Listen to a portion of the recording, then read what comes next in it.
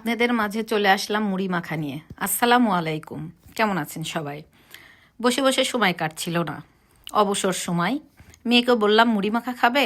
মেয়ে বলল হ্যাঁ, মাখলে তো ভালোই হয়। তো মেয়েকে বললাম তাহলে আমার সঙ্গে একটু আসো, সাহায্য করো। তো মেয়ে আসলো সাহায্য করার জন্য। আমি টমেটো, পেঁয়াজ, কাঁচামরিচ, লেবু এগুলো সম্পূর্ণ কেটে নিলাম। কেটে নিয়ে এখন একে একে সব কিছু এর মধ্যে দেব, যেরকম পেঁয়াজ, ঝুরি ভাজা, মুড়ি, তারপরে আপনার বুট, বুন্দিয়া, এগুলো সব কিছু দিয়ে মেখে নিলাম।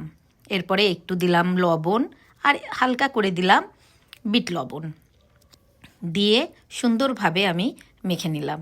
এই যে আমার মুড়ি মাখা। আমার এই মুড়ি মাখা কেমন হয়েছে অবশ্যই কিন্তু কমেন্টে জানাবেন।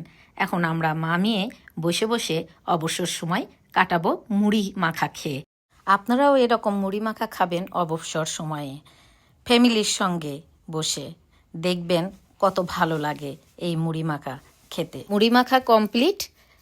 আপনারা লাইক, কমেন্ট, শেয়ার করবেন। আল্লাহ হাফেজ।